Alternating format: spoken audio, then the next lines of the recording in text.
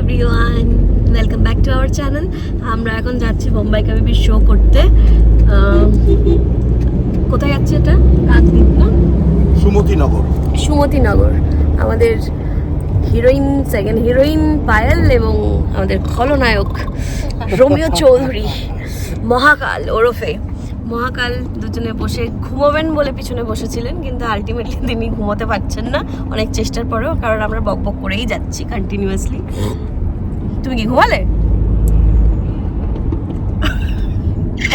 তো বোম্বাই কাবিবির শো দুদিন আগে আমাদের রবীন্দ্র সদনে মঞ্চস্থ হয়েছে, তো যথেষ্ট প্রশংসা আমরা অর্জন করেছি, তার জন্য ধন্যবাদ।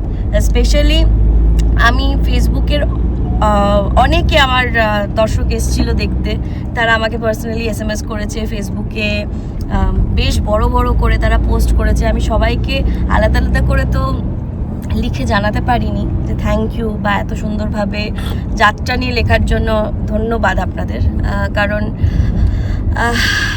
সিরিয়াসলি যাত্রা নিয়ে মানুষের কাছে এখনো অনেক রকম অনেক ধারণা কাজ করে। যাত্রা একটা করেছে, হ্যাঁ, কিছুক্ষণ আগে মানে আমরা যেতে যেতেই রাস্তায় যেতে যেতে আজকে হঠাৎ দেখলাম অনিকদাও সেদিনকে দেখতে এসেছিলেন। অনিকদা, যুবরাজ, অনিক ব্যানার্জি বহু বছর ধরে তিনি যাত্রার সাথে জড়িত। আর আমি যেহেতু ফিল্ম ইন্ডাস্ট্রির সাথে কাজ করে এই 2 বছর হলো আমি যাত্রা করছি। স্বর্ণর এটা প্রথম বছর, পায়েল এটা দ্বিতীয় বছর, রোমিওদার তো কথাই ছেড়ে দাও, বেশি দিন নয়, 33-34 বছর তা উনি যাত্রা করছেন। তো সেইখানে একজন যাত্রার যারা এতদিনের শিল্পীরা তারা যখন এসে প্রশংসা করেন, যে ভালো বলেন কোনো একটা প্রজেক্টকে, তখন সত্যি আরো ভালো করার আমাদের চেষ্টাটা বেড়ে যায়। তো থ্যাংক ইউ অনিকদা, তোমার সাথে আমার পার্সোনালি সেভাবে আলাপ হয়নি সেদিনকে, বাট ইচ্ছে থাকলো আলাপ করার। একদিনই আমাদের আলাপ হয়েছিল হোটেলে, সেটা একটা কোনো একটা হোটেলে না, শ্যাম হোটেলে। তো আবার কোনো হোটেলে তোমার সাথে দেখা হলে আড্ডা হবে, এই ব্যাপার নিয়ে আলোচনা হবে। আর আমারও ইচ্ছে থাকলো যে এখন যাত্রা উৎসব যেহেতু চলছে, তো 29তম পশ্চিমবঙ্গ সরকারের তরফ থেকে যাত্রা উৎসব চলছে। আর আপনারা যদি যাত্রা দেখতে চান তাহলে অবভিয়াসলি ফণীভূষণ মঞ্চে চলে আসুন। প্রত্যেক দিন নানান রকমের শো হচ্ছে, আর অনেকদারও শো আছে হচ্ছে এই সানডে, পিয়ালিদির, হ্যাঁ 9 ফেব্রুয়ারি না, 9 ফেব্রুয়ারি শো আছে ফণীভূষণ মঞ্চে। খুব নমিনাল একটা টিকিট রেখেছেন ওনারা, তো আপনারা টিকিট কাউন্টারে গিয়েও টিকিট কাটতে পারেন। পিয়ালিদির শো আছে, পিয়ালিদিকেও থ্যাংক ইউ বলবো, কারণ পিয়ালিদি আমাকে যাত্রা ইন্ডাস্ট্রিতে যখন আমি পা রাখছি অনেক হেল্প করেছে, অনেক কথাবার্তা আমি পিয়ালিদির সাথে শেয়ার করতাম। তো পিয়ালিদির যাত্রা আছে আগামীকাল, সেটাও আপনারা আসুন দেখুন। আর আরও একজনকে থ্যাংক ইউ বলবো, সেটা হচ্ছে আমাদের কাকুলিদিকে, মানে যাত্রার যাকে এখন কি বলবো কুইন বললেও ছোট করা হবে ওনাকে। তো কাকুলিদি, তুমি জানি আমি ব্লগটা দেখবে, তুমি আমার সব ব্লগ দেখো, কমেন্টও করো, আমি জানি এই ব্লগটা দেখবে তুমি। তো কাকুলিদি এবং অনলদাকে আমাদের গোটা টিমের তরফ থেকে অনেক থ্যাংক ইউ। তুমি শোয়ের দিনকেও রবীন্দ্র সদনে আমাকে SMS করে বলেছো কনসেন্ট্রেট কর, খুব ভালো হোক তোর শো, আমি আসতে পারলাম না। তা এই যে ছোট ছোট পাওয়াগুলো না, এগুলো অনেক পাওয়া, মানে সিরিয়াসলি আমি একটা নতুন প্ল্যাটফর্মে সবে কাজ করছি, সেখানে সবাই আমাকে এত ভালোবাসছে বা চেষ্টা করছে আমি যাতে ভালো করি, তার মানে দূর থেকে হলেও হেল্প করার চেষ্টা করছে। এগুলো তো সব প্ল্যাটফর্মে থাকে না, আমার ভালো লাগছে। তো আজকে আমরা কাকদ্বীপে শো করতে যাচ্ছি, সাগর পাড়ে প্রথমবার, তাই জন্য আমি আজকে এই ব্লগটা করব। তো কিভাবে যেতে হয় না হয় বা আমরা কি করি যাত্রা করতে যাওয়ার আগে, সবটাই তোমাদের সাথে একটু শেয়ার করতে চাই। আর যাত্রা দেখো, আগে যেরকম যাত্রা ছিল এখন অনেক চেঞ্জেস হয়ে গেছে। এখন যেরকমভাবে থিয়েটার হয়, অনেকটা থিয়েটার প্যাটার্নেরই যাত্রা হয়ে গেছে। আগের মতো আমরা লাউডলি অ্যাক্টিং করতে হয় না। তো যাত্রা নিয়ে যাদের হ্যাঁ মাইক্রোফোন সিস্টেম ভালো হয়ে গেছে, অনেক রকম সিস্টেম চেঞ্জ হয়ে গেছে। মানে যাত্রা নিয়ে অনেক মানুষের অনেক মতামত থাকতো যে যাত্রা, ও তাই এখনো যাত্রা হয়, তো যাত্রা হয় গ্রামে গঞ্জে, যাত্রার এখনো ফ্যান ফলোয়িং, মানে পার্টটা আমি তোমাদের না দেখালে বিশ্বাস করাতে পারবো না। আমি জানি না আজকে অডিয়েন্সকে দেখাতে পারবো কিনা, যদি দেখাতে পারি তাহলে তোমাদের সাথে একটুখানি যাত্রার যে যারা আসল অডিয়েন্স তাদের সাথেও চেষ্টা করব তোমাদেরকে একবার পরিচয় করিয়ে দেওয়ার। তো চলো আজকে দেখি কতটা জার্নি তোমাদের সাথে শেয়ার করতে পারি। এই যে আমরা এখন জেটি ঘাটে পৌঁছে গেছি, তো ওপার থেকে লোকজন আসছে আমাদের নিতে, আমাদের লঞ্চ পার হতে হবে। এইদিকে আমাদের গাড়ি রাখা থাকলো, আর এরপর আমরা লঞ্চ পেরিয়ে যাব। কি সুন্দর লাগছে জায়গাটা, আহা কত বড়। এটা কি গঙ্গা? আমি না ঠিক জানি না, নিশ্চয়ই গঙ্গাসাগর যাওয়া যায়, মানে এখান দিয়ে লঞ্চে করে গঙ্গাসাগর যাওয়া যায়, মানে এটা গঙ্গাই হবে। এখানে কটেজ ফটেজও আছে দেখছি। আমরা এবার লঞ্চে ওঠার জন্য যাচ্ছি, মানে এটা একটা অদ্ভুত এক্সপিরিয়েন্স হচ্ছে আমার। ওরও ফার্স্ট টাইম, আমার ফার্স্ট টাইম মানে তো তোরও ফার্স্ট টাইম। আমি একবার শো করতে এসেছিলাম এরমভাবে, জানিস বাবা, লঞ্চে করে।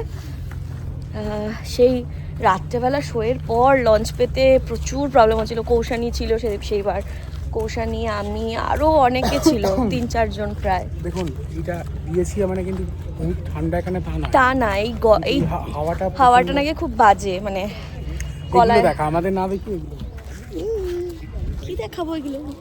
লঞ্চটা ছাড়লে এটা দিয়ে গাড়ি ওঠে, এই লঞ্চটায় এগুলো কি বলে জানো, এগুলোকে একটা, এর মধ্যে গাড়ি উঠে যায়, আর ওইটা আমাদের লঞ্চ।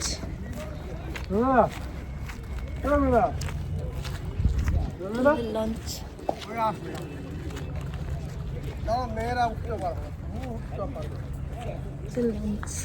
মেয়েদের উঠে গেছে।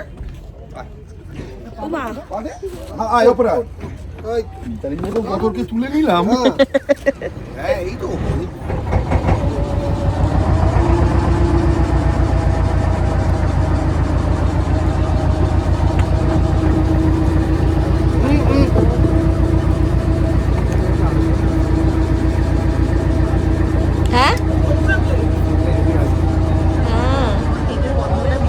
তেলের পোড়া, তেলের গন্ধ। কারণ শিল্পী তো গলার ব্যাপার আছে, এই কুয়াশার লেগে গেলেই কালকে যাত্রা করতে পারে।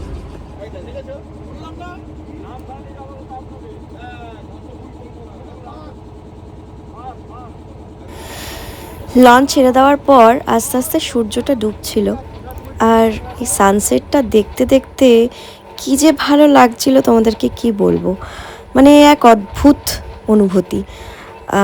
আমরা যেই পারে যাচ্ছিলাম সেদিকটা কিন্তু গঙ্গাসাগর, আর এখন মহাকুম্ভের মেলা চলছে সেখানে, আর আমরা এই গঙ্গাসাগরের দিকেই যাচ্ছি শো করতে। এটা অদ্ভুত একটা পুণ্যের ফলই মনে হচ্ছিল। তো গঙ্গাসাগর অবধি পৌঁছতে না পারলেও এই গঙ্গার জলই তো ওখান দিয়েই বয়েছে, তাই না? তাই মাথায় কিন্তু একটু জলটা আমি আর স্বর্ণ ঠেকিয়েই নিয়েছিলাম। কেমন লাগছে? রাত্রেবেলা ফেরার সময় কিন্তু ভালো ঠান্ডা লাগবে, হ্যাঁ?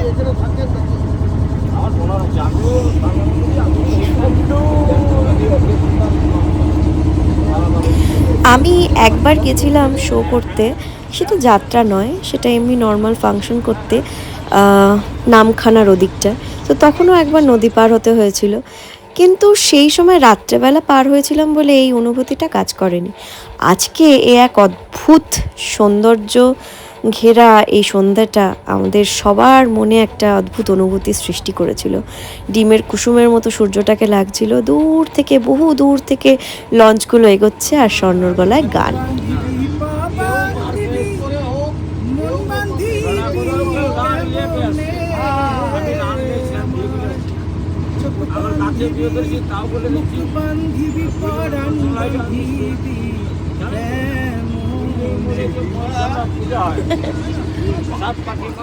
মোটামুটি আমাদের এই গঙ্গা পার হতে কিন্তু মানে গঙ্গা বলবো না, এটাকে সাগর বলছিল ওরা, সাগর পার হতে 40 মিনিট মতো সময় লেগেছিল। ওই যে দেখো দূরে মিলন তীর্থ গঙ্গাসাগর, আহা দেখে কি ভালো লাগছে না। এরপর গাড়িতে উঠে আমরা একটা বাজার ক্রস করে এগিয়ে চললাম আমাদের গন্তব্যের দিকে। বেগুন নিয়ে নেমে জুস কর। ও মাসি কপি কত করে? মাত্র 25 টাকা। তুমি 5 টাকা বললে। আমার তো তোমার পাড়ায় আমাদের কোনো 15 টাকায় পাওয়া যায়।